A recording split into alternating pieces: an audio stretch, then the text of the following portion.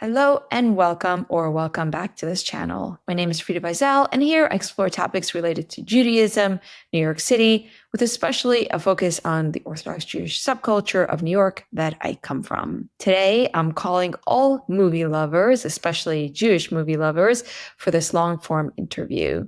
I recently discovered the channel Yiddishkeit by David Akerman, where he explores various Jewish movies, beautifully put together video essays from Fiddler on the Roof to the Jazz Singer to the Mad Adventures of Rabbi Jacobs. It's a feast and he's just gotten started. So I invited David for a casual chat about Jewish movies. Hi, David. Hi, Frida. It's great to be here. How are you? Oh, I'm happy to have this conversation. I've been watching more Jewish movies thanks to you. Let's really quickly just get to know you. You're having this lovely channel you started to work on, I think, for maybe a couple of years. Do you want to tell us a little bit about who you are, what your Jewish connection is? Sure. So yeah, if you go to my channel, you'll see a bunch of videos that are very much about the topics, but I guess I don't really talk about myself as much as I would like to. So yeah, I'd love to let you and the audience know a little bit more about me. So my parents are Soviet immigrants and, came from Ukraine, and my dad in the 90s, my mom in the 80s. And I was born here in America and I went to yeshiva, like in Flatbush.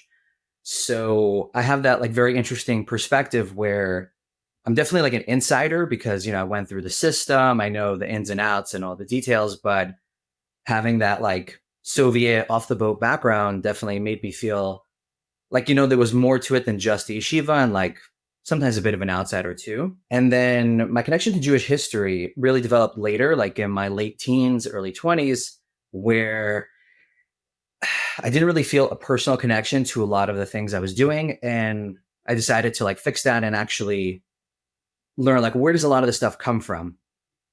Long story short, after going on a couple of historical deep dives, what I ended up finding were certain stories that really, really spoke to me and certain authors that would write about different experiences that really spoke to me.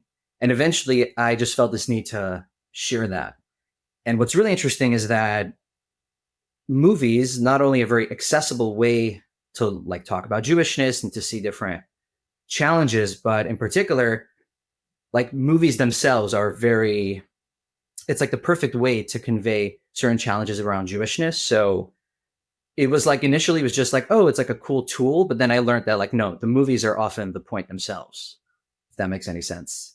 Meaning the movies, what do you mean by the movies are often the point themselves?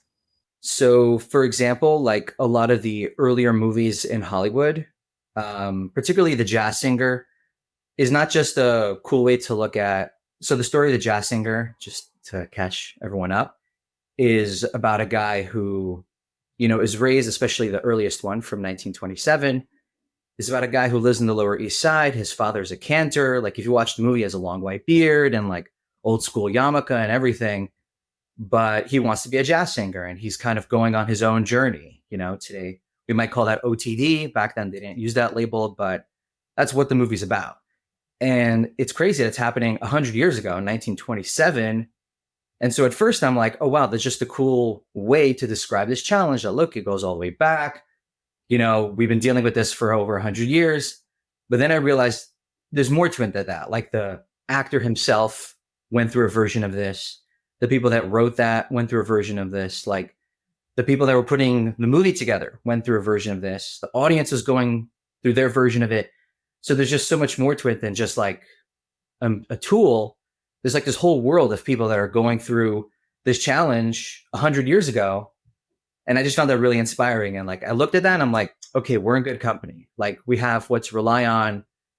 There's what to dig here. And I just want to like discover that and share that with everyone because I feel like it's not talked about enough, It's this tension between modernity, assimilation, embrace of the new versus holding on to the old, which feels like the most quintessential Jewish question, finding the line between tradition and inheritance and historical preservation and embracing the new, opening yourself up to new experiences.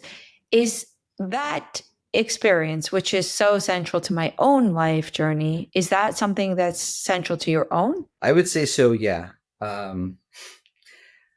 I like to call it integration. That's the word that sounds the best to me. But I think to go back to the story of being, my late teens, early 20s, and just like starting to think about what is the actual meaning behind it.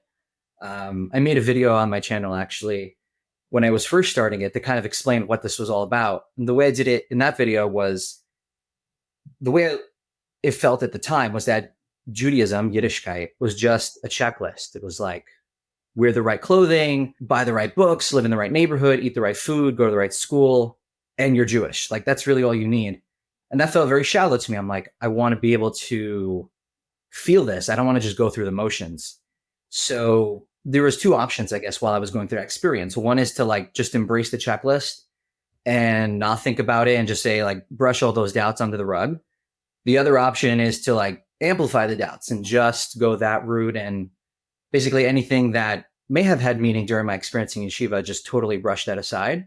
And I found that both options weren't true to who I was. I'm kind of a mix. Like, there's certain things that really mean a lot, and I amplify that from, my time in yeshiva. And there's certain things that don't serve me anymore, and I've kind of moved past that as well.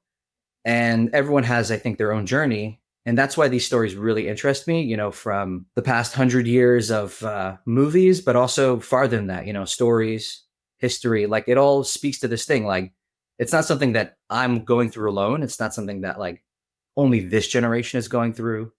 It's like, we've always been going through this journey, the struggle, whatever, this integration between like two poles. And like, just to name drop a movie, there's a very old Yiddish film called The Dibbuk. And we could talk more about that if you'd like, but the subtitle of the Dibbuk is Between Two Worlds. And I feel like there's so much there, but the point is that it summarizes like that experience, that it's always between two sides. And like, the question is, do you choose one side, the other side, or do you choose something in the middle? And I tend to try to hit the middle if I can. Yeah, I hear that. Can I ask where that leaves you religiously? Do you put yourself in a box? The last few personal questions I have, by the way. And then I'll talk about the Dibbuk. About that on the air, I guess. I'm still figuring it out, I guess. Let's say traditional, spiritual, deconstructed, something like that. Did you grow up watching movies? Because I didn't grow up watching movies. So that's an interesting question. Short answer is yes. Slightly longer answer is that yes, but not traditional American movies. There were a couple like mainstream movies that I did see growing up. Lion King or like Finding Nemo or stuff like that. American Tail, a couple of like very clean classics. But most of what I watched was like Soviet cartoons and Soviet movies that my parents saw as kids in the 80s or in the 70s. So I would watch that like on YouTube. And then the other side of that was like Jewish movies. Like the most famous is probably Agent MS. There's also like stuff on Chabad, like Chabad.org, that stuff, like Itchy Kadoozy. Those who know. So there was a very weird mix. And it wasn't until I was like a teenager that I saw like Avengers, What about Fiddler on the Roof or Yentl? Did you watch these as a child or teenager? So Fiddler's the exception. I saw that. I can't remember how old, but I was like probably in middle school. I didn't fully appreciate it. It was also very long. I didn't like have the ability to sit and watch a 3-hour movie at like 10. So I remember it just feeling like it dragged on forever, and I kind of lost attention by the end. And obviously now I realize like, wow, and it happens to be they do give you a break in between. There's like an intermission to go, like take a drink or whatever. But yeah, so Fiddler was the exception. But in terms of Jewish movies, not really. I did see Frisco Kid because my parents love Frisco Kid. So I did see that one. Even though it wasn't so clean, it was just like, there's like a little bit of swearing, and especially in like the Jewish community is not so acceptable. But for some reason that made it through, and it's like a very distinctly Jewish movie. And it's also like has a lot of famous people that my parents grew up watching. Isn't it Harrison Ford? Yeah, Harrison Ford and Gene Wilder. So Yeah. I think my dad had an affinity. I don't know when he saw it exactly, maybe in the 90s or something. And he just fell in love with that movie. So there were certain movies that my dad really inspired him in terms of Jewishness. Like you mentioned, Mad Adventures of Rabbi Jacob, which is a French movie, but like French cinema did trickle into the Soviet Union, especially later on. And so they did see that movie, and like there's a lot of silly depictions of Jewishness, but there's a couple of accurate ones, and those really stuck with him. Like years later when he became religious, he would he would watch the movie with me and be like, oh yeah, that's like a real representation that was made it into the Soviet Union. So like, that sounds Wow. special to me. That's so interesting. With regards to the Mad Adventures of Rabbi Jacob, which we should say is a story of this thief who dresses up as a rabbi. And there's even a scene where they're all dancing the hora and they have the tzitzis flying. It's like, I remember it was one of the first movies I watched, and I watched it with my then husband. So I had watched very few movies, and we came upon the Mad Adventures of Rabbi Jacob. I think we had Netflix that sent CDs. Do you remember? They sent the DVD in the mail. I heard Oh my about that, God. but I never had that experience. Oh, how old are you? Can I ask? I'm 25. Ah, okay. Yeah. Okay. So anyway, we got in the mail these DVDs, and you got to watch stuff that is not just sold at Walmart, but we got to watch more niche stuff. And I remember we were crying, laughing at the Mad Adventures of Rabbi Jacobs. It was so absurdly, ridiculously hilarious to us, and so totally like manufactured. And I can't imagine it representing anything serious. Obviously, we were from a very different angle than your Soviet dad. It just represented a tremendous caricature of us, which is why we found it so funny. What's your takeaway of that movie? Well, I really have two takeaways. One is the childhood takeaway, which was when I mentioned with my father telling me how much it meant to him, also being like super slapstick, like you said, and just incredibly silly. So yeah, I walked away with being like, oh, whatever. It was like a cute film, obviously not accurate, but like, I came in with a good impression. And then coming back to it last year as an adult and like diving into it, I realized like it was really it was like during a very tumultuous time during the 70s where there was like a lot of strife in like Israel because of the Yom Kippur War was like about to break out. And then also like there was all this politics in France, and there was a lot of tension between like the Jewish, Christian, and Muslim communities. And this movie was really trying to like smooth it over or to like bring about some sort of like understanding. That was really the goal of it. And that obviously went over my head as a kid, but it was interesting. And like people have different feelings on it now, 50 years later, where they're like, I don't know, was that so appropriate? Was that tasteful? Was that silly? But I think for its time, and honestly, even today, like it's a feel good movie. Like you come away with it being like, that was nice. I like what they were trying to do. So overall, I like that movie. What do you think is like the most important single Jewish movie someone should watch if they have just come out of a curious Joel childhood like me and they want to learn about Jewish movies? What's the one you would tell them to watch? Okay. Would it be The Mad Adventures of Rabbi Jacobs? No. Rabbi Jacob. No. Rabbi Jacob. Rabbi Jacob. Yeah. No, not that one. What I would say, especially to the type of person you mentioned, and really to anyone, like to me, my favorite Jewish movie is Hester Street. And yes. I would really recommend that, especially to a person that is emerging and trying to figure out, what's up, what's down, what's right, what's left in terms of Judaism and that landscape. That movie really lays it out for you. And it really goes through a lot of that discussion. So I guess I should probably mention what the movie is first. It's the story of these immigrants that are coming during the Great Wave, which is when, over 2 million Jews came end of the 1800s to America. And they are living on the Lower East Side. And you meet different characters along the story. And all of them are, again, wrestling with tradition versus modernity. So the character you meet first is Jake, or Yankel. And Jake, today we would call him OTD. He's shaved his beard, shaved his payas. He's not observant, doesn't wear a yarmulke, etc. And, you kind of see like his way of thinking, how he looks at the world, how he operates through it. Obviously, he's very inspired by that era.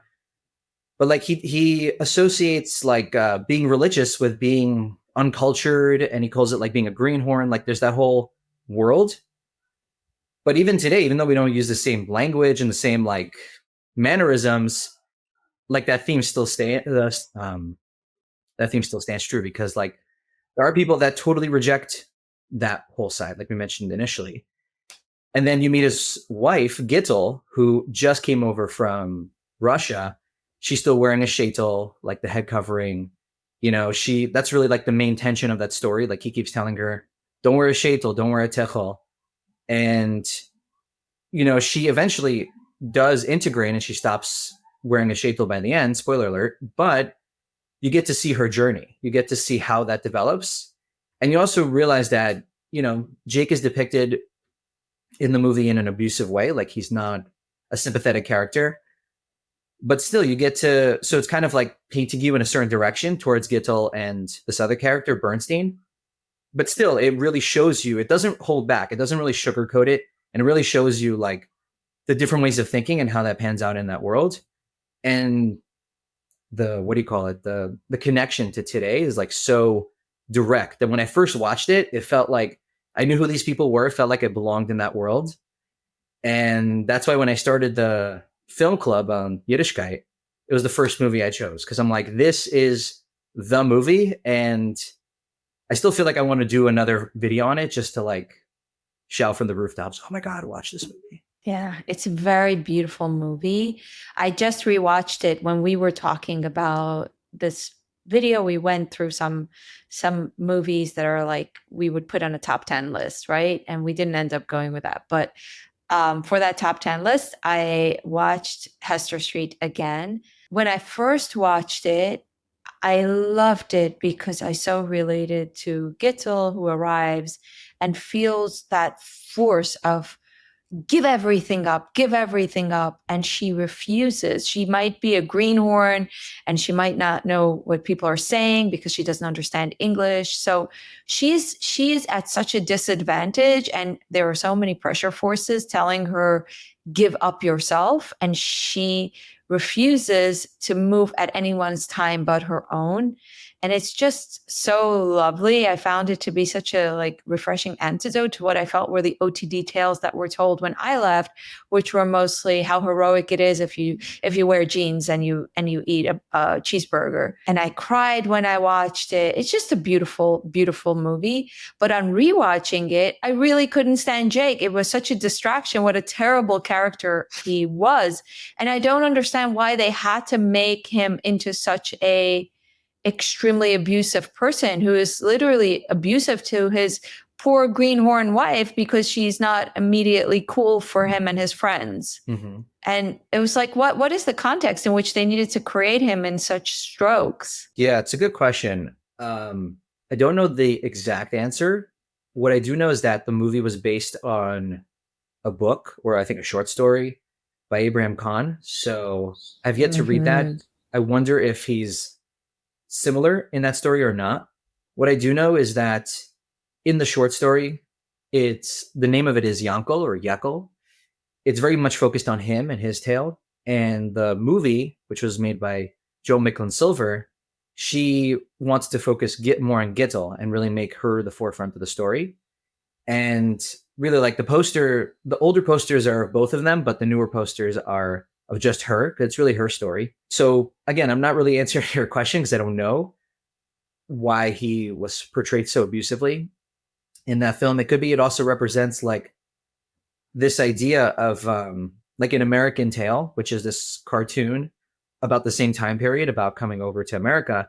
There's this, they portray really well this like naive attitude that a lot of people had coming over, like someone like Jake, who's obsessed with, making it and being a Yankee and having money. So the way they saw it in American Tale, the Jews are portrayed as mice and anti-Semites are portrayed as cats. So they sing this song on the ship, which is there are no cats in America and the streets are paved with cheese. So it's basically this idea that in America, there's like no problems and there's a ton of money and like this very naive attitude. And it could be like on the flip side, this movie's showing you like the very real side that like the people that are so obsessed end up turning like it. That obsession can also almost turn them into the worst version of themselves. And like, the like that trend on Instagram these days, like I almost forgot this was the whole point. It's like Jake forgot that the whole point was bringing his family over and like setting up a life where it was safe and prosperous, but he like became obsessed with this like version of himself and kind of lost himself to it. I mean, I'm thinking that on the spot, but that is like the closest I can get to answering that. I appreciate that. I feel like there is some kind of self-criticism in that portrayal and that unempathetic portrayal. Like there's very little empathy for the character who's trying so hard to make it. And it feels almost like a self-criticism from the generation that was trying so hard to make it, where they're being gentle and kind to the person who is slow, but those that they see themselves more in, they're quicker to skewer. That's like maybe my feeling, because most American Jews ultimately did want to be Yankees. They did want to escape the greenhorn label. They were extremely ambitious. They wanted to make it. And it feels almost like a lack of like self-empathy from who are these filmmakers? They're not religious people, right? They're themselves people who made it, probably, right? It's Hollywood. Well, Hester Street is a indie film. It's an indie film? Yeah. It's a crazy story. I forget the details, but the woman's husband, he had to raise like the money himself. And I forget how he did it. I have to look into that story again, but it was something crazy. And they like raised all the money for it themselves and paid for it. Okay, I guess we need to look into the backstory of the film then. Take it, I don't know. I guess it depends on who made it. Okay, let's talk about other must-watch Jewish movies. Okay, so the must-watch, I was thinking about this today. Like, what are the all-time, like when I think about it, what jumps out at me? I would say Fiddler on the Roof. Obviously, that kind of is like a no-brainer. Then we also mentioned The Jazz Singer in Hester Street. And I think on that list would also go The Chosen and A Serious Man.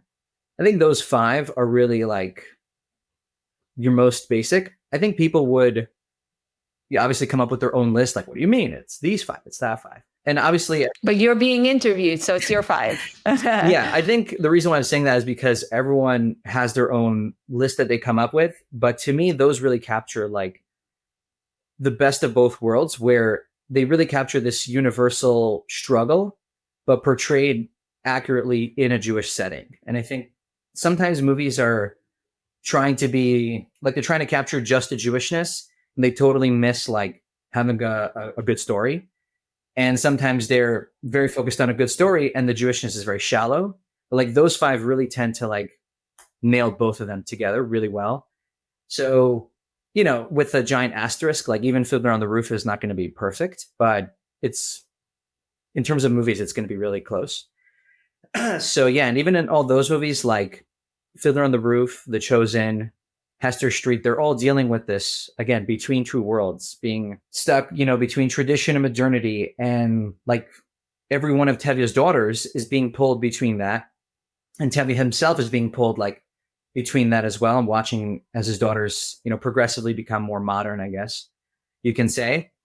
And to jump to another movie, The Chosen, it's also a similar discussion where you're stuck between two worlds. Like the two boys represent like this Hasidic world of being the son of the Rebbe, the leader of the community. And this other boy is the son of like an author who's like a biblical critic and Zionist. And so there's these two worlds again.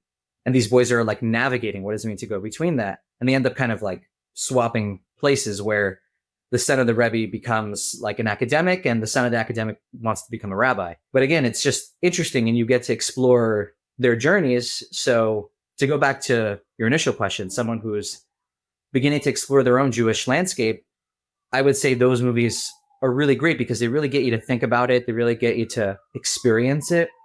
You get to see, like, do I disagree? Do I agree? Does it resonate with the stories of those people? So yeah, those would be the movies I would recommend. I would say of these movies, Fiddler on the Roof probably touched me the most. I guess because I'm a daughter of a father that didn't want me to take the path that I took. And Tavia's inability to, like, his conflict, but also in the end of the day, him choosing to stand strong on faith to the point that one of his daughters he disowns. It was so incredibly painful to me and heart-wrenching and tearjerker, and it felt very real, more so than The Chosen, which I also enjoyed a lot but didn't relate to as much at all. Fiddler on the Roof is probably a high point in movie watching for me. But on your list of 5 movies, I would say the one that I couldn't finish was A Serious Man. I tried.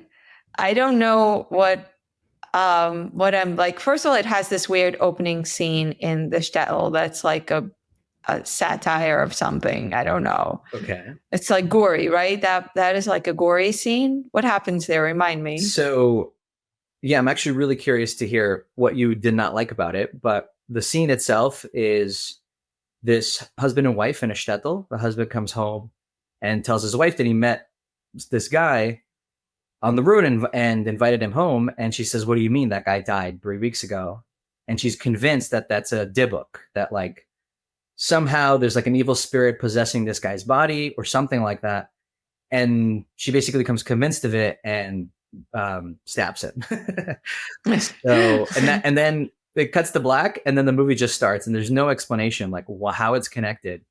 So that's a really good question, and I don't have a good answer to that. Like, yeah, in my video, I totally skipped that, so I don't know. I feel like it's a Coen brother absurdism that I don't get. I feel like I'm fairly good with humor, like make all the jokes. I love jokes. I'm not the kind of person that is like, oh no, this steps on a line. Like, I'm okay with a lot of line crossing jokes. I just don't get this absurdist humor. And also it's like I don't know, I'm just sitting there, I'm invested in this shtetl couple, and this poor man gets stabbed. Like, are you supposed to laugh? What are you supposed to do there? I don't know. Now I laugh because I've just seen it so many times, but the first time I was like shocked. I'm like, what? And then the whole time you're waiting for an answer and you never get it. And sorry, spoiler alert, but you never get it. And I remember being my first time, like being very frustrated. I'm like, what? We just sat through whatever, 2 hours and we didn't get an explanation. But yeah. So the best I know, that the closest I've come to like an explanation is that the whole point of the movie is supposed to be kind of like absurd in the sense where the whole movie is about suffering and you never really get the answer to suffering. It's kind of like life. Like, there's no big moment where God reveals himself and says, this is the answer. This is why you're suffering and this is how to fix it. Like, so the movie's not going to do that either. And so the fact that it doesn't make sense is almost kind of the point, that it's supposed to mirror life, where like, is it connected? Is it not connected? Is it because, someone did something wrong in the past and it's affecting me? Or is it just totally random? Like, we don't know. And that's kind of how life is. We just don't know. And we can all like assume and make judgments based on philosophy, religion, blah, blah, blah. But we don't really know. Yeah, but we make stories and we make movies in order to know, in order to make sense of all the various absurd fragments, not to make it even more absurd. And I'm not dissing on anything. I'm just saying absurdism has never like satisfied me. Mm-hmm. I have such a craving for narrative. But how about you summarize the story of the actual A Serious Man movie? So the movie itself follows this professor named Larry, and it happens to be, I guess what I'm realizing is that the Coen brothers movies, like The Big Lebowski or other movies like that, a lot of it is it's kind of like Tarantino in a sense also, where it's not really so much about the story, it's more about just how the characters are going through it and the way they talk to each other, and like a lot of it is focused on that. So Larry's this professor and his life starts to fall apart. His wife wants to divorce him and marry like one of his friends or like one of the people in his community. Yeah, there's this review for tenure that he's not sure if he's going to get. And like slowly his life just totally falls apart. And he keeps on going to different rabbis to try to get advice. And like, why is Hashem making me suffer? And by the way, just as a side point, the first time I watched it and he kept saying Hashem over and over, I was like mind blown because it was right at like the beginning of like discovering Yiddish culture and like Jewish movies. And this is going back a bunch of years now. And so watching that and like them saying Hashem in a mainstream movie totally blew me away. Why? Because you'd expect God and Yeah, Hashem I felt expected- more intimate? It felt, I don't know exactly what it was, but it just felt like it represented something closer to my experience. Obviously I could watch a movie and relate to it, even if it's not about directly my experience, but it just felt cool. It's like almost like it gave permission. It's like, yes, you can say Hashem in a movie, by the way.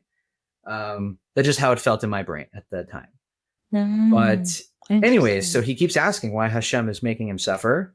And he goes to 3 rabbis, and only 2 of them end up speaking with him. And he doesn't get a satisfying answer. And basically, the movie just keeps on going and going, and then it just kind of ends.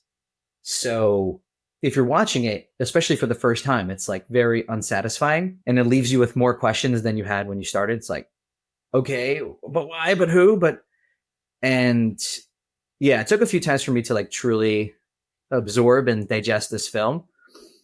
To me, you can, I guess, go watch the full video after this, but the essence that I kind of took away from it was that the movie was essentially trying to make 2 points. And the first point was this idea, like we talked about, of absurdity of not having a clear answer. And there's this line in the movie that is used a few times strategically, like it's never answering his question about suffering. It's always answering a different question. But when you zoom out, you're like, oh, it's also answering a suffering question. And that is accept the mystery. And it's this idea like you're not going to get an answer. You just have to accept that contradictions exist, that like God and pain exist at the same time. And like how you square that circle, we don't know, accept the mystery. That was like point number 1 of the film. And then point number 2 was like, okay, what do you do in the face of that? Because then it's very easy to get nihilistic and just be like, life is only about suffering and it all sucks.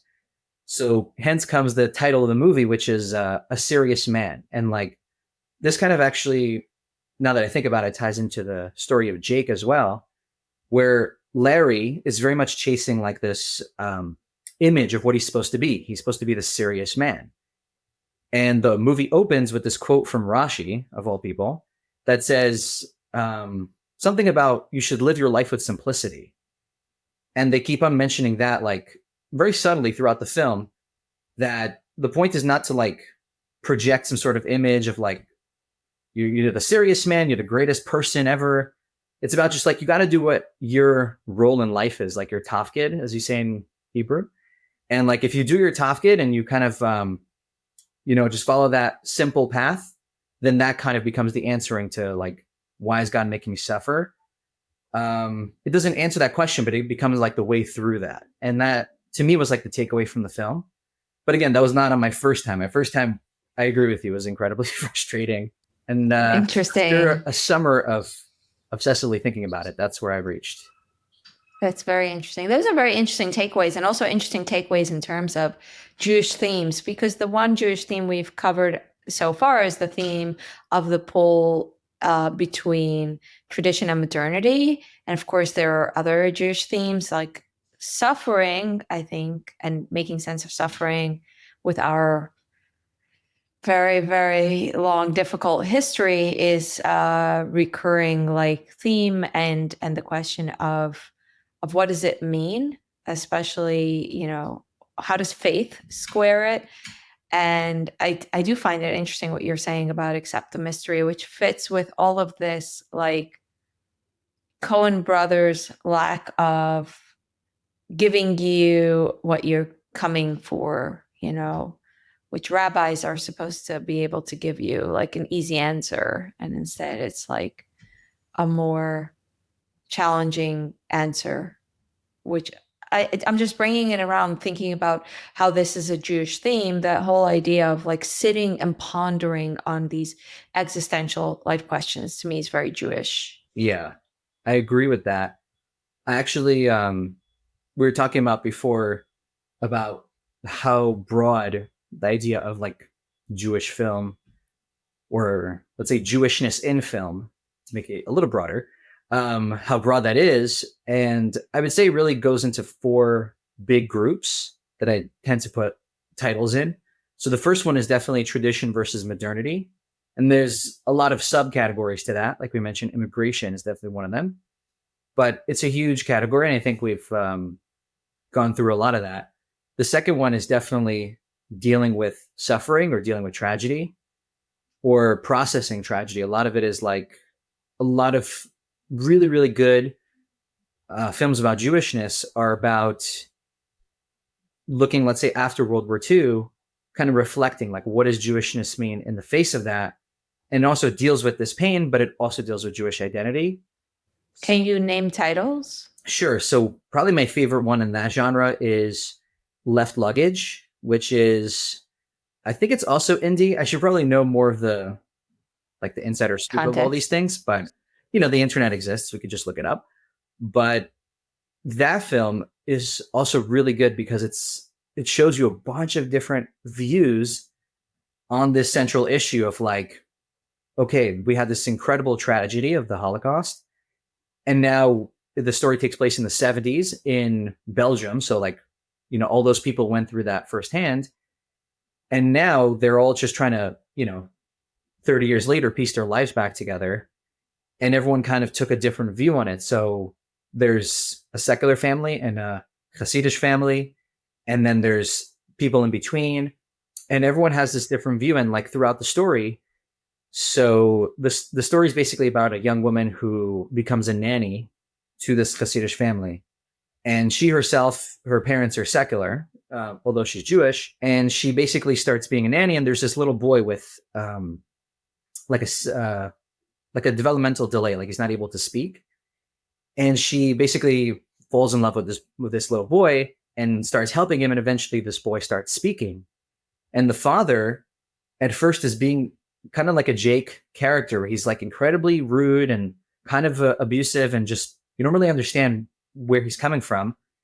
And then there's this amazing scene. Like every time I watch it, I just, have this intense moment where she finally teaches the boy how to say Manishtana, which is this thing you say on Passover at the Seder. And this boy is at first not able to say it. And finally, like, he quietly sings the Manishtana. And everyone's like, oh my God, I can't believe it. Like, remember, he was mute a few months ago.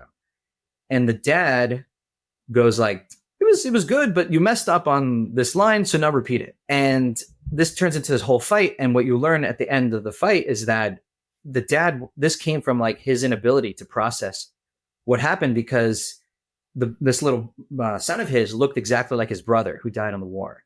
And he just felt like he was letting down the memory of his brother by his son having this disability. And he kept on like blaming it on himself or on his son. And like, there was so much of that. And that was just one example. And the movie's filled with examples like that, where you get to see like how tragedy influenced his view of the world, but specifically his Jewishness. So yeah, that is a whole second category of Jewish film. Can you name other like films? You don't have to go into them, but like if someone wants to explore films about suffering and the influence of tragedy. Yeah. So besides Left Luggage. Another one I would mention that comes to mind is Everything is Illuminated. That one also. That's originally a novel. I read it. I never watched it. I just read it. Mm-hmm. Yeah, the movie's interesting. It just as a warning, it has a dark ending. But again, it's very much about Jewish identity in the face of suffering, in the face of processing tragedy. Some others that we discussed is Ida. definitely fits into that also. The Polish film. Yeah. That, yes, I watched that. I think I watched it on Highflix. Oh, Also very dark, by yes. the way.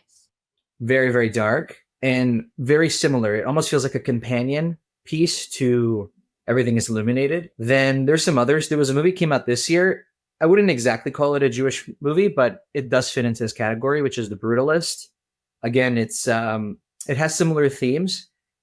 It touches on immigration. It touches on like Jewish identity, and then particularly how to process suffering, because you learn at the end, again, we're spoiling a lot of films today, but at the end, we're going to put in the beginning of the interview, we're going to put spoiler alert. Everything is spoiled here. Okay, go on. Sorry, I interrupted you. Okay. But you'll be richer for it. You'll be richer now that you've spoiled it to me. Yeah, so there's, at the end, you'll learn that a lot of this person's life was inspired by his experience in concentration camp. And that you don't know that initially, you kind of get a sense of it, but by the end of it, you realize like, oh, everything was based on that. So when you rewatch it through that lens, things start to make more sense. And again, you have certain moments where he's like in shul and he's on Yom Kippur and things like that. And there's discussion of Zionism in that film. So again, it touches on a lot of Jewish themes through this lens of processing tragedy and like moving on in the face of that. There's a bunch more, but I can't remember off the top of my head. Yeah. So, okay, we're talking about 4 categories that you have of Jewish themes, and you've mentioned 2. Yeah. So the other one, I would say, this is kind of your catch-all bucket. This is cultural Judaism. So this is where a lot of kind of anything fits into this one. Yeah, everything from like Woody Allen to like The Big Lebowski. I would throw that in here. Yeah, trying to think. And then there's subcategories. So I would put like holiday theme movies in here. So there's one that is like very silly, but kind of accurate, which is called When Do We Eat, which is a film I became obsessed with this Pesach.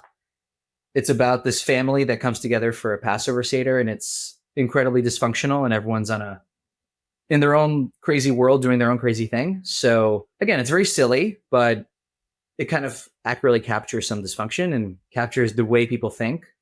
So that, again, it fits into the cultural bucket. You know what, let me actually, I think it might be beneficial for me to just pull it up.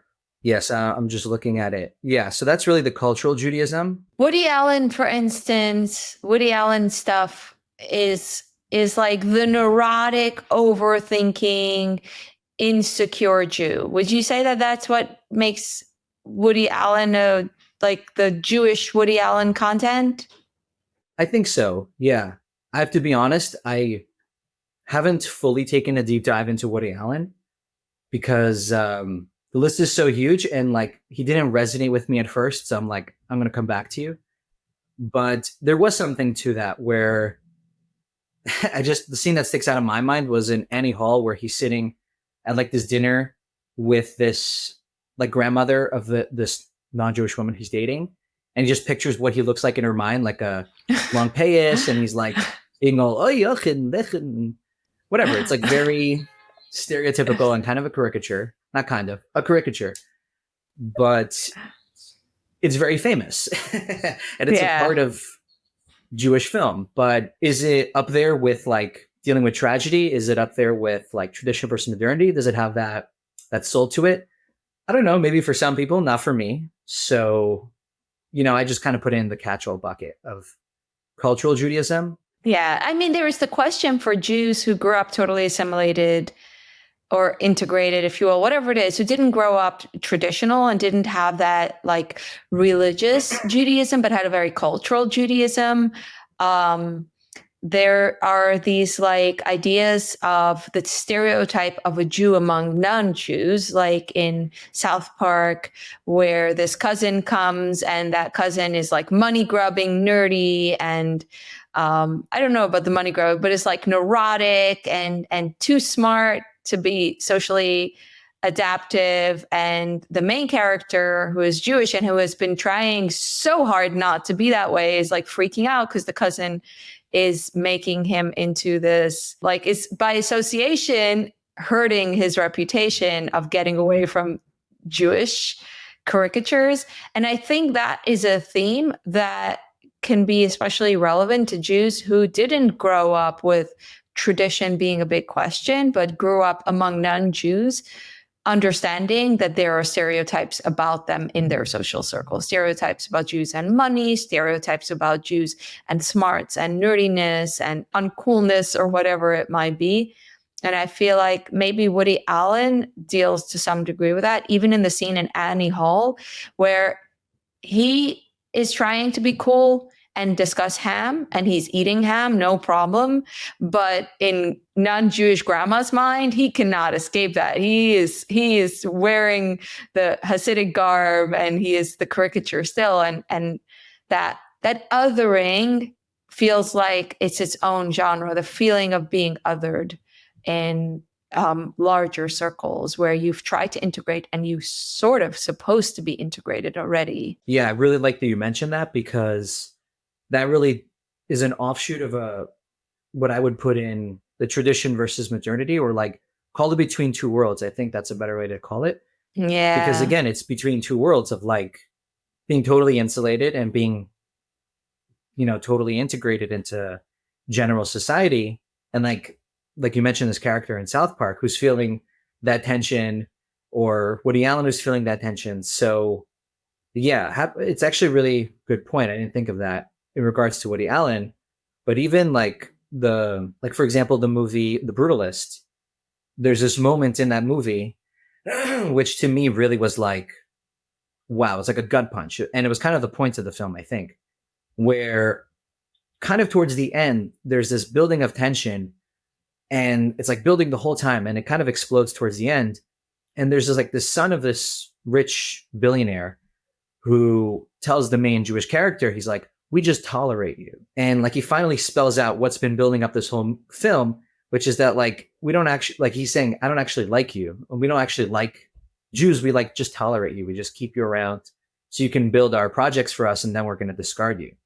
And like he finally says it. And that was like really, okay, he just went there. But I think in a way that was a similar thing to what you were touching on before. I think this is its own big subject that, like you said, it might not touch the same nerve for all people. For me, the question of tradition and modernity is like the central question that I navigate life through. So it is a very like open wire for me and a tender spot, obviously. What else goes in the catch-all bucket? Okay, so there's this movie. It's called Hebrew Hammer. It was, have you heard of it? This one? I feel like I have, but I don't remember if I watched it. So it's also really silly. It's a Hanukkah movie. It's one of the few Hanukkah movies. And it's about this Jewish superhero, the Hebrew Hammer, who needs to rescue Hanukkah after Santa Claus. The old Santa Claus basically had an agreement with the Jews and very ecumenical, but then his evil son kills him and takes over. And so now there's evil Santa Claus who wants to steal Hanukkah. And so the Hebrew Hammer has to rescue Hanukkah. And it's like very silly, very inappropriate, but very funny. And again, like, I don't know where to put this. It's not a children's movie. No, I don't think so. But it's still very Jewish, and it kind of relies, it's very slapsticky. It kind of goes with Adventures of Rabbi Jacob in a sense. It's very over the top silliness, but to me, it was also one of the first I saw. So it has a special place in my heart. I'm like, this is what a true Jewish movie is. Just unfiltered jokes nonstop the whole time.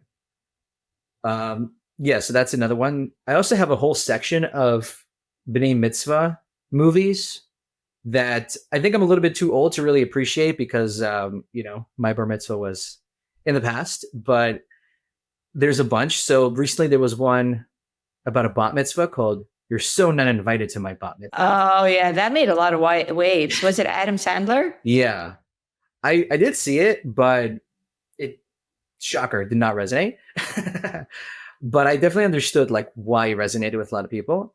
And I think it's what you were saying. It was like geared towards people that did grow up kind of more integrated than I did, that in my yeshiva world, this would be unheard of, this type of bas mitzvah. But in other circles, it is heard of. And that's kind of also what Jewish film has taught me. Like the expression of Jewishness, like what that looks like, is very wide, and that movies really capture that because they're going to capture from Hasidic to Reform to cultural, and they're going to capture the whole spectrum. So I love that. Yeah, there are the B'nai Mitzvah movies. What else is there? By the way, Three Stooges. Would you say that's Jewish? Very interesting. I actually never saw the Three Stooges, so I have Oh, really? no idea how to answer that. I think so. Apparently, a friend of mine was telling me that there's this place in the city, Actors Temple, which apparently was like a place where actors would hang out / daven in this synagogue in Midtown. And apparently the Three Stooges went there. So I guess they were kind of Jewish. I have no idea. That's as much as I know about them. You know, I didn't grow up on like Interesting. American movies, so I have no. Yeah, me neither. It was just that it was one of the first movies that I watched. And at the time, I found it hysterical. Obviously very slapsticky. I don't know that I would still find it funny, but you know, your palette totally changes from the movies you watch, obviously, and you also stop seeing the brilliance of early movies. For instance, a lot of what we see now in movies is built on the brilliance of earlier movies. But if you watch a lot of contemporary movies, then the earlier brilliance is kind of like diluted. When I first watched something like Three Stooges without having watched anything that's been built on that, paced fast or polished and so on, I thought it was hilarious. It was so like full of comedic timing and letting yourself kind of embrace your silly, but that's been so much refined over the generations that by now I can't access that appreciation, I think, anymore. So that's like a big challenge for me. Is things that one of the benefits for me of watching movies only as an adult is I saw them with such fresh eyes. I hadn't seen anything yet. And for the first time, I'm watching movies. And I remember one of the early movies I watched was Parent Trap. And it's not a Jewish movie at all. Is there anything Jewish about Parent Trap? I think nothing. No. Yeah. Did you watch it? Yeah, I did. It was one of the first Goyish American films I saw also. So that's really funny. Oh, that's funny. But when I watched it, the fact that the same actress was talking to herself, because Lindsay Lohan is playing both characters, and this is in the remake, was mind-blowing. It was like, how is it possible? She's sparring with herself. She is coming back to herself. Like she's answering herself back. And obviously there's a lot of brilliance that goes into the ability to take the same actress and recreate the scenes from different perspectives. But it's been done later so much better that now if I look back at it, it just doesn't have its magic. Mm-hmm. Back to talking about the buckets. I guess the final bucket, there's obviously a lot more in each one, but the final bucket is, I just call it relationships. And it's everything from romance movies to all sorts of like weird in between romance movies, kind of break them up into different groups. But so I guess some of the classics in this box would be Crossing Delancey would be like up there. It's like a classic rom-com. It's actually made by the same filmmaker as Hester Street. It's actually interesting to like watch those two back to back and think like, are they talking to each other, these two movies? Probably. I think yes. Yes. That's very interesting. I love Crossing Delancey. Oh yeah. It's very, very wholesome. You know, it's like Jewish characters and Jewish mom. It's grandma, right? Yeah, the bubby. Pressures, the bubby that pressures to get married. But these are also caricatures of the Jewish character, the elder pressuring, oh, you're getting so old. Who's going to want you? Exactly. Yeah. So it's very real, even though it's like kind of silly. And, you know, that one was, I think, a Hollywood movie. But yeah, it was, it like captures it, but it waters it down enough where you still have the essence, but it's palatable. Like a lot of people can see it and enjoy it. And there's some other ones in this category. I recently watched this very interesting Israeli movie that I put into this bucket. It was called The Wedding Plan, and it was about how this woman gets like she's engaged and her fiance breaks up with her like a month before the wedding. And instead of calling off the wedding, she then says, God is going to find me a man, and proceeds to like have a bunch of interactions. And then the movie ends with the wedding. And it's probably the most awkward scene I've ever seen in my life, where it's just like a bride sitting and it's like a wedding with no music because everyone's just like talking. And you have no idea who the man is going to be. I'm not going to ruin this one. You have to just watch it. But I'm like, where the heck do I put this? I'm like, okay, it goes in romance. But yeah, honestly, to be honest, I haven't seen a whole lot in this category. Like, this is one of the buckets I have yet to really take a deep dive into. I have other ones. I have ones that are like also really interesting and really odd, but I think I've only seen the odd ones in this one. Like what? So there's one that I really love. It's really a tradition versus modernity story, but I put it into romance because it's very silly and absurd. It's called Loving Leia. And this is like my guilty pleasure. I can't get enough of it. Basically, there's this concept in the Torah and the Bible where if you have two brothers and one of them gets married and dies without children, then his other brother should marry the widow, and the children will be like basically upholding like the legacy of the original person. Brother. Right. So this is called Yibum, or leverit marriage. So there's this Hallmark movie where basically there's this religious couple. The husband dies and he has a non-religious brother who comes in and he's supposed to do Yibum. Well, today we don't do that. We do this other thing that annuls the connection they have. So they're in the middle of this nullification ceremony, and they basically, he realizes like he can't dismiss his brother. He's like, I can't destroy my brother's legacy. I can't do this process, this ceremony. So the girl, she's like kind of itching to leave her mother's house and to go to college and to kind of like step out into the world. So she sees this up as an opportunity to kind of break away and go into that world. And so they basically move in together in Washington, D.C. They move out of Brooklyn, they go to Washington, and they begin living like roommates. Meanwhile, this guy has a girlfriend, and it's this crazy Hallmark film where they finally figure it out. Spoiler alert, they end up together. But to me, you really spoiled this one. We didn't see it coming. To me, what really gets me is both like, I've never seen Yibum represented, like this leverit marriage represented, even in drawings. Like, and here was like they were acting it out, and actually showed it to like a rabbi, and he looked at it and he was like, it's pretty accurate, actually. He's like, I don't know if I would show it in class, but it's pretty accurate.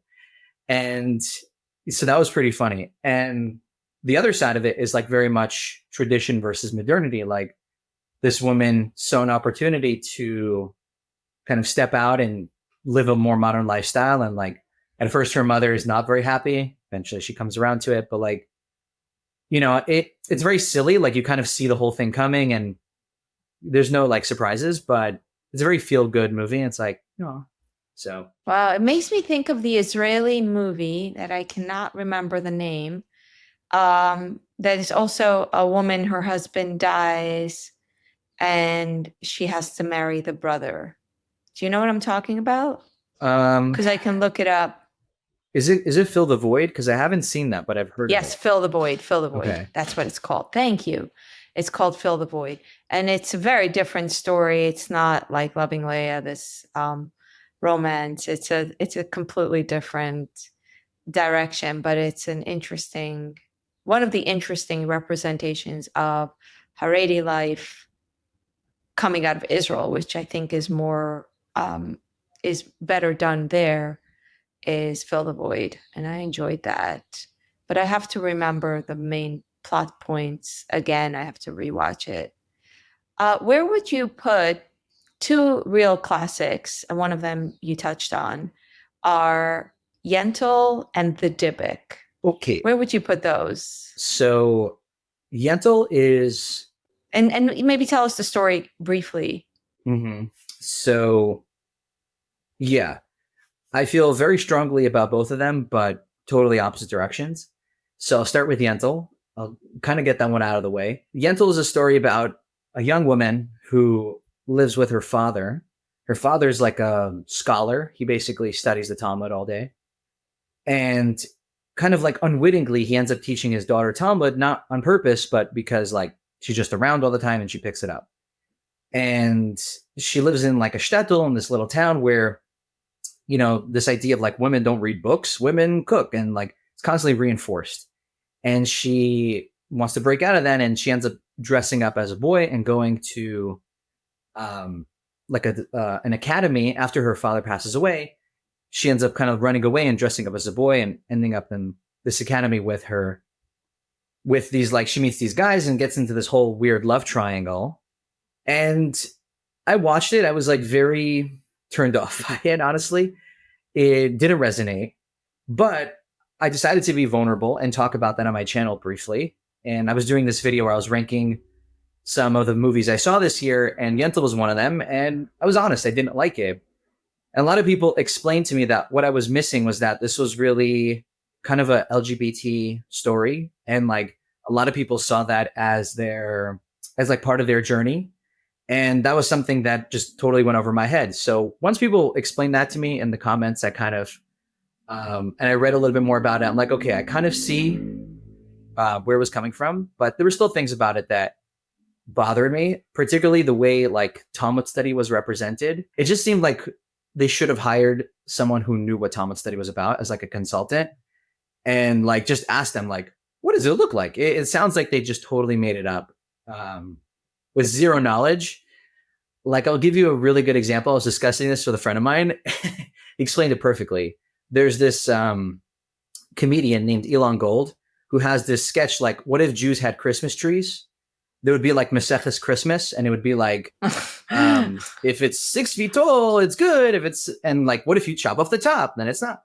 Like, that joke that Elon Gold did is like way more accurate than the entire movie Yentl in regards to like what Gemara learning looks like, what Talmud study looks like. So as they say in Shark Tank, for those reasons, I'm out. But I also understand that it's a classic. A lot of people, to them, their representation of Jewishness, you know, from the older generation, if they're like from the 70s, to them, it's like, oh, I know, you know, the jazz singer, the Chosen, and Yentl. Like, that's their vision of Jewishness from, you know, the 80s. And I totally get that. So it didn't resonate with me, but I also like kind of hold space for the fact that it means a lot to other people. It's just not for me. Yeah, it means a lot for a lot of, I think, people who find the rigidity of gender norms to be a challenge for them in Judaism. And Yentl is about challenging those gender norms. I don't know that it necessarily has to be about LGBT or anything necessarily queer, as much as it's, if you're a woman and you do want to study Talmud, or you feel constrained by lack of access to studying Talmud, the story, I mean, it's Barbara Streisand with like full of Hollywood feel, but I think the story gives voice to that sense of pushing out of the box, which I think it comes back to a lot of what we're talking about, which is in the box, out of the box, you know, in your place or pushing out of your place, and what you lose when you push out of your place. And that's a very like Jewish, I would say it's a very Jewish, like I would classify it as feminist, if you could possibly, because it deals with a woman pushing out of the traditional female space. Mm-hmm. Yeah, I agree with that. And I think, yeah, it happens to be now online, especially on social media, there's a lot more visible Talmud study by women. And I think that's really cool. And I enjoy that. And I think this movie does speak to that. To me personally, because like I said before, like growing up and knowing what it looks like and then seeing it so far afield, it just totally missed that for me. But I do understand that it has a lot of meaning to a lot of people. So you don't have to, David, you don't have to love all the classic Jewish movies, by the way. People will have opinions. They'll always be like, don't you dare say something bad about my favorite movie that has been so like impactful in my life or whatever. But there's always going to be Tam v'rayich, I'm misvekayich. As we say, taste and smell, you cannot argue about. People are going to have different perceptions. Yeah. Yentl in particular, because it's Streisand, it kind of feels like if you say anything negative about Streisand, there's people going to come for you. Yeah, I know. So I know tread it people will lightly, come for but you. who cares? Yeah, yeah. No, we have to create a safe space where you can criticize. I've experienced that with movies I don't like, but I feel like it's like being in a book club where you can say you didn't like the book. Even if everyone around the table loved the book, there should be the one person who says, I don't like the book if I didn't like the book. Yeah. And that's okay. Yeah. But there's also this whole conversation to be had around accuracy in representation of Jewish themes in Jewish movies, which it really makes it difficult to watch a movie with Jewish subjects when it's like completely wrong. And that happens often enough, where it's one way or another, you're like, this doesn't feel right. I am feeling this tickle in my brain at a movie that's like coming to me that I remember the representation of Judaism felt really weird. There's like smuggling involved, I know what you're talking kids about. getting. It's called Holy Rollers. Yes. Yeah. Oh, thank you. I hate that movie so much. It's supposedly based on a true story. I'm like, it's so bad. It was so completely off and weird in so many ways. It like had this like weird cartoonish idea of Jews. Yeah. My biggest pet peeve, and I mentioned this before, is you have to get if you're going to do a caricature, get the caricature right. And the biggest pet peeve is when you do when a person does like a pointed hat, like a fedora Borsalina style with long curly pace and no beard. I'm like, who looks like that? There's no, in America, there's no group of Jews that dresses like that. I know. Oh, I know. I've had like once or twice in my life, I'll be walking in like Williamsburg or Borough Park and I'll be like, this person looks like Hollywood. And I feel bad thinking it, but it's like, usually I can spot a Hollywood person so quickly that when a Hasidic person, for some reason, has that like weird off, uncanny look, like the payas are like this. They're not like, but they look like someone in central casting was trying to put together a Jew. And I feel bad, but because it's a real person. But I'm like, you look like how sometimes that happens. But most of the time, it's so easy to tell the real from created for screen or created for entertainment. Yeah. And like in recent times, there's been more of a push to be more accurate to a degree. It's not perfect, but like at least it's in the right universe. And yeah, like certain movies just totally miss that. And yeah, Holy Rollers was, I don't know if I even got through that whole thing. It was just really, really bad. It was really bad. Yeah. I think I watched the whole thing. I think I took notes. I have to go back and check. It was very absurd.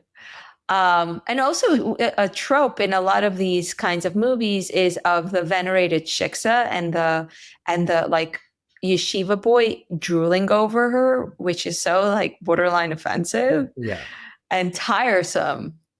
And I think it's also on Holy Rollers. I have to rewatch it. Is it? Yeah. Someone just recently told me about this movie called Walk of Shame. I haven't seen it, but he described the scene, so I'll do secondhand. But it was what you were just saying. It was the movie follows like a woman who's like basically having the worst day of her life and keeps on going from one terrible situation to the next. And at one point, she stumbles across like a yeshiva boy who basically is like obsessed with Kol Isha, which basically means that like in Orthodox circles, a man's not supposed to hear a woman sing. But because he's like so repressed, he becomes like obsessed with hearing a woman sing, and he's like sing a song or something. I don't even know. And then like his rabbis come out and like yell at him. And then I searched up the picture, and it's exactly what we're talking about, which is like every single person, it looks like a different type of fake Jew. And it's like, it sounds wrong, but it's just there's no one that wears that combination of clothing and that combination of like facial hair that equals a real person that I've ever met. So it just felt so fake and inauthentic. You'll have to see the picture on screen. It's just like, I watched it. Oh, I you've seen watched it? it. It's Okay. terrible. It's terrible. It's like eye-rollingly terrible. What's frustrating is when you talk about it, a lot of people who don't know this world and don't have the intuitive feel for it are like, I thought it was great. It was so accurate. There was a black hat. The fringes at the side were curly. It was perfect. And they become defensive when you're like, this is so caricature. This is so the outsider looking at these Hasidic men and projecting on them that all they're doing is they're salivating over non-Jewish women that are not dressed modestly, which is an offensive simplification of people's lives. I agree. I would put that in the trash category, in the bottom tier. What do you think of the Dybbuk? The Dybbuk is very much up there. It's probably one of my favorites. However, I don't recommend it to the uninitiated because it's a little bit hard to get through. First of all, it's in Yiddish, so you have to watch it with subtitles if you don't speak Yiddish. And it's in black and white. And it's from 1937, so the pacing sometimes is really off. So you have to kind of like skip Very ahead slow. during long sequences. But the story itself is... No, you have to stay for it. Yeah. Yeah. So what's the story? Well, let's see. The story's about this couple, I guess. Actually, let's say it this way. The story is about this boy and girl who living in the shtetl, the town in Eastern Europe, but they're in love. However, the girl's father doesn't see this boy as like a viable option for her because he's obsessed with money. And this boy is very smart. He's like a genius, basically, but he doesn't have any money because he's an orphan. And so this father keeps on becoming like obsessed with trying to get his daughter married to the son of a rich man. And eventually this boy like starts using Kabbalah, which is Jewish mysticism. But in this movie, it's particularly like Kabbalah, but the dark side. He's able to access Samach Mem, which basically means like he made a deal with the devil. Let's keep it simple. So he basically keeps on making this deal with the devil to ruin the engagements of this woman. And then finally, one engagement does go through and he realizes, okay, he has to up his game. So this boy named Hanan. So he basically makes a deal with the devil to take his soul, and then his soul possesses the body of this girl while she's about to get married. So there's this scene where this girl is under the chuppah, the marriage canopy, and this boy she's supposed to get married to, he's like about to put the ring on her finger. And then this strange voice comes out of her mouth and says like, you are not my husband. I can't get married to you. And we learn that this is the Hanan speaking through Leia, through this girl he's possessing. And the rest of the story is them going to this great rabbi who's trying to exorcise the spirit. He's trying to remove the Dybbuk, which is the Hebrew name for the spirit. And at first it's like, okay, this is really interesting. Eventually, the rabbi does, kick out the bad spirit. However, turns out the girl was actually in love with the boy also. And so just because the spirit left doesn't mean she's now happy and her problems are solved. And she basically says, if you can't come to me, meaning if your spirit can't embody my body, I'll come to you. And she drops dead. And that's how the story ends. And so at first glance, this is like a really bizarre story. It's about spirits and it's like, why does she have to die at the end? Like it makes no sense. But as I mentioned at the outset, the subtitle of this story is the Dybbuk - Between Two Worlds. And once I dug into that a little bit, I realized that a lot of the story was really a metaphor for the idea we've been talking about the whole time about being stuck between two worlds. And in the movie, they capture a lot of it. But if you want to be a real nerd like myself, go and read the original play, which you can find in English. What's that? By Ansky. Yeah, by Ansky. And, I think you can find it online. Definitely get it in like a library and read that. It's a lot better than the movie. And what he really shows you in the story is that the boy, Hanan, by making a deal with the devil, he really represents the idea of like going off Specifically, he's connected to the idea of Acher. For those who know this idea of like the spirit that is rebellious and rejects tradition and becomes like totally secular and kind of like an atheist. And like, even though he's involved in Kabbalah, that's what he's associated with, like that pole. And the other people, like let's say the rabbi represents, tradition. But that's just one example. There's like being obsessed with money versus charity. There's all these different poles, and you get to see kind of an exploration of like the two worlds that are constantly operating, the living versus the dead, and so on. And like the whole story is just layered, this versus that, this is versus that. And as the characters move through it, you get to see like how the author navigates it. And what's really interesting to go even a layer deeper is, again, this isn't in the movie, but with this knowledge coming back to the movie, it takes on a whole new meaning, is that the author himself was his whole life, Solomon Ansky, was trapped between two worlds. So like he grew up in a shtetl that was half Hasidish and half Litvish, which is like two very similar but distinct groups of Jews. And, like each group is like, we're not like them, because of these very minute differences. And yet he was like stuck between them. And then he became like more of a socialist. So he was stuck between like the secular socialists and the religious Jews of the town, and on and on and on. And it was only at the end of his life where he actually he did this thing called the ethnographic study, which was he went and for 2 years right before World War I, went through shtetls in Poland and collected stories, songs, artifacts, books, basically anything he can get his hands on, and collected what he called like, Jewish culture. And from that came, while he was collecting all that, came the story of the Dybbuk, which is really like an aggregate of everything he heard, and then also abstracting the story that we just were talking about, how like everything is really trapped between two worlds.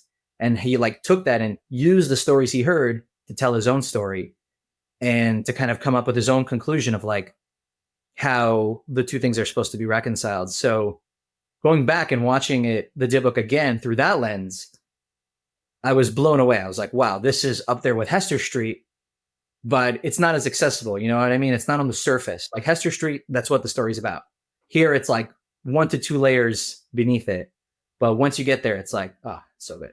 It's very interesting. It's very interesting, your take, because I think, informed by my knowledge of Hasidic belief in the supernatural, a big thing that informed my viewing of the Dybbuk is the early part of the story is that these two fathers, wanting to stay friends for life, make a decision that their wives are pregnant, and if they have opposite sex children, they will promise each other's children to marriage. Mm-hmm. And the entire story has a very supernatural feeling where these two are meant to be, and when they become adults, they indeed fall in love. And that's the poor boy with the rich man's daughter. They fall in love, but the rich man doesn't want the match to happen. He doesn't know that it's the son of his friend, so he doesn't know. I think at some point he finds out, but he doesn't know that this is this match that they had many years ago, 20 plus years ago, promised to each other. So there is the element of death and like the other world coming into the material world to realize a promise, and it coming through, it culminating in such an interesting way where the woman is possessed. She is overtaken. Now, in modern parlance, we think that the Dybbuk, whatever way it existed in the past, was women's ways of expressing themselves. Like it was a way for a woman to if she didn't like something, she could say, "Oh, it's not me talking; it's this voice in me talking." But I grew up with a Dybbuk being a real thing. I remember there were rumors in the Hasidic community that someone was possessed by a Dybbuk, and so this supernatural, where the other world and this world, in a very literal way, play with each other's, was very prevalent to me, and it made me feel like the mindset of the past came to life in this movie. That was like one thing I enjoyed about it. The mindset where the world is such a supernaturally informed place really represents itself in the Dybbuk. Wow. Yeah, that's so interesting because I didn't really have that. Wow, that's a good point. I didn't really have that view until just now, but that also explains something else that I was struggling with. I couldn't fully comprehend, which is recently there seemed to have been a wave of like Jewish horror, for lack of a better word, Jewish horror films that have Yeah. been coming out. And I've been watching some of them. I'm trying to go through that list. What have you watched? I've seen most of The Vigil, which Okay. have you seen that film? It's like, I've not seen it, but I've watched the trailer. yeah, I'm trying to wrap my head around it. Another one is that's very actually another great movie to slide into this category of Jewish horror is called To Dust. It's a very weird movie, but also kind of a guilty pleasure. I just enjoy how bizarre it is. And again, it's also about like a man, his wife dies, and like, you're never really told, is he really possessed by her or is he just acting really deranged? And some people just happen to be calling that a Dybbuk. But again, like there's that element in the story. The Vigil is about like also a similar idea of a mazik, like this evil spirit that inhabits a person in the house. And like, but I was like, why is there such a return to, I mean, such a return? It's not like it's everywhere, but there's more movies on that list. Why is there such a return to it? And in a way, this is based on what you're saying, my guess might be that it's people processing like, how does a very old world, super mystical way of thinking, how does that translate to today?